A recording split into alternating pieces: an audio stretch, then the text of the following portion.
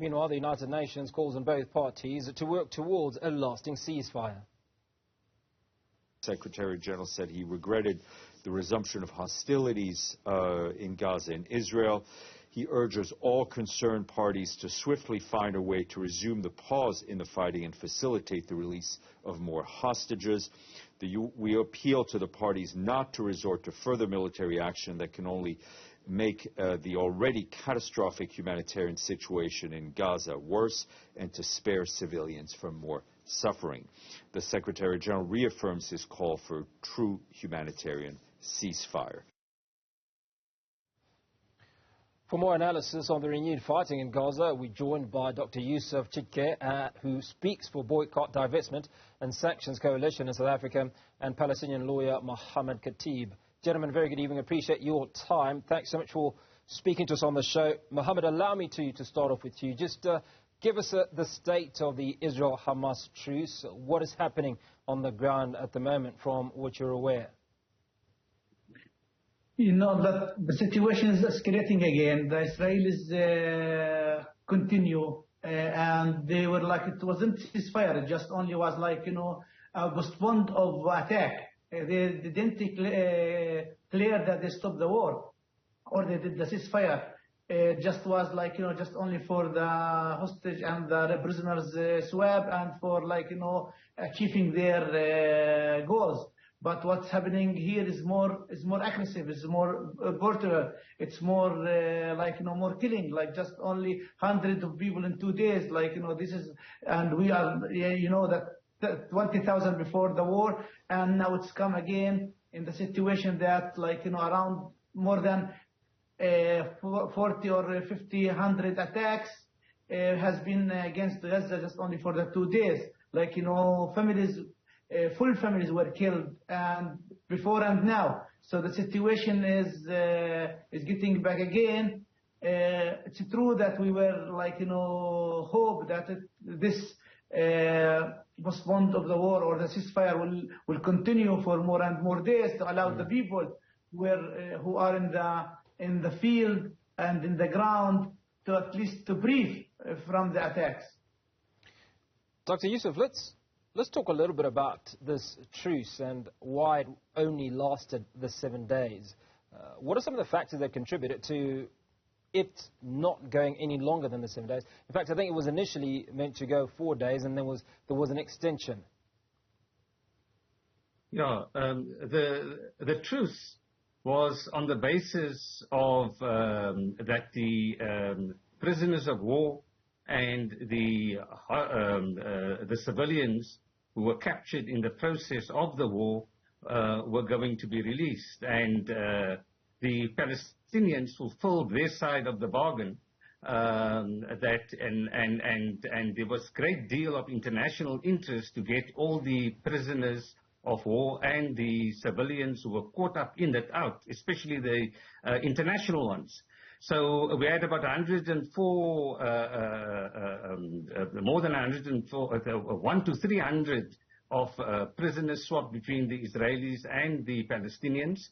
And you must remember there are 6,000 prisoners in Palestine, more than 6,000 prisoners in Palestine, including people who have died, which Israel holds in custody. It's a dignity beyond, it's a deprivation of life beyond dignity. Israel is not interested in the release of its prisoners of war. The dispute arose in part because they claim that some of the prisoners of war are women and they must be treated separately. But a prisoner of war is a prisoner of war. And as we know, the way in which the Israelis treat prisoners, as has been emerging, and the way in which the Palestinians treat prisoners, with the hugs and the waves and everything else, is a difference between heaven and earth. So the Israelis are fighting a dispute because they want to continue to occupy the region. They want to continue to dispossess the Palestinians of the land, and they want to continue to expel the Palestinians into Egypt. That is their overall plan, and that is which even the United States and the G7 are opposing: the ethnic cleansing, the displacement, and the occupation, the reoccupation of Gaza in the form that they did before 2006. These are the issues around here, and Israel stands alone. But despite that, one cannot understand the duplicity of the United States. You know, on the one hand, they say no displacement, no occupation. On the other hand, they provide buster bunkers, 2,000-pound buster bunkers to bomb the people in Gaza. They are complicit in this genocide of the Palestinians. So I think the Gazans, the Hamas and the Palestinians have gone out of their way in the call for a ceasefire and in a genocide. I mean, how is it possible that the European Union, that the United States cannot call for a ceasefire? It is unconscionable, the kinds of killings that are taking place. 15,000 people killed. You've mentioned earlier, this is the month in South Africa in which we celebrate gender-based violence.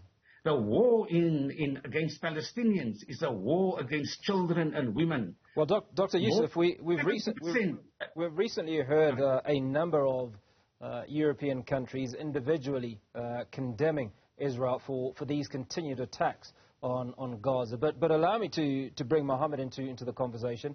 Now, Mohammed, one of the issues that's topical at the moment is that there are 7 South African families that are still caught in the Gaza Strip amid the conflict. Now, how many foreign nationals have been evacuated from Gaza, and why are South Africans still there? You know, I don't know about this subject, to be honest with you. I am located in the West Bank, and you know that the connection between Palestinian in the West Bank and Gaza is totally separated and disconnected. But I just want to while we are talking about the West Bank, also I want to mention the West Bank, because as Usuf said, that the situation not just only in Gaza, it's a new Nakba everywhere. The transfer, the genocide, it's going on, and the Israelis, they don't want us to stay in our land. They want to kick us out of our land. If we speak about that, there is no military attack in the West Bank, but in the same time there is a terror attacks led by the settlers who are daily killing people, and they are transferring people and displaced people from their homes. More than 300 or to 400 people were forced by the gun. The settlers are now using, that they distribute around 20,000 guns, machines guns to the settlers under the world protection. But what they are doing is using these guns to attack and to terrorize and to threaten the Palestinian families and civilian people who have no one to protect them. When we speak about the international community, no one is speak about the terror attacks by the settlers. No one is speak about what's going on in the West Bank, and no one has stopped the ceasefire in Gaza. Whole families, imagine that, I will speak about small things, there is no food, no water in Gaza. I have someone who's send money, a relative to Gaza. They are saying that now 1 kilo of wheat is $4. Imagine, it used before the war, it was less than $1, and now it is $4. This means that, even if you will find it, it will be so expensive to the point that people don't have water, and what is the situation in the ground there? People are have no cover, there's no place to sleep in. Clearly a dire situation that you're describing, Mohammed. But the pressure, Dr. Usuf, is mounting on the South African government to deal with these 7 families that are still stuck in Gaza. Why are they still stuck in Gaza? How many families, South African families, have been evacuated? And why are these 7 families remaining there? Yeah, so we've had about 9,000, in Gaza there were about 9,000 foreign nationals or foreign passport holders, national passport holders, and there was an agreement that all of them would be would be able to move to Egypt through the Rafah border. All of them have been removed except for 5 countries who were considered unfriendly towards Israel. So Israel is taking revenge on the nationals, foreign nationals in countries, in Gaza, of those countries that it deems unfriendly. They included Brazil, Russia, Ireland, China, and South Africa. Of the 5, the ones in Brazil, Russia, Ireland, and China have all been released. They could cross the border. Only the South African ones are being kept hostage.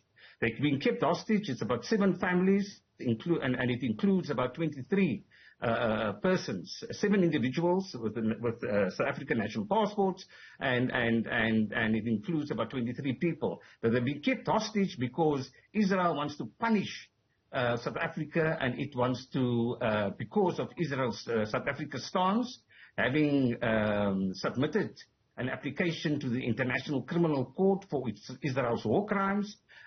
We've also called for the arrest of Netanyahu as a war criminal, and our national parliament has also called for the break of diplomatic relations with Israel. Dr. Usuf, I'm afraid we've run short of time. Certainly would have liked to have continued this conversation, but I appreciate you speaking to us. South Africa's Boycott, Divestment and Sanctions Coalition spokesperson, Dr. Usuf Chikte, and Palestinian lawyer Mohammed Khatib speaking to us from the West Bank.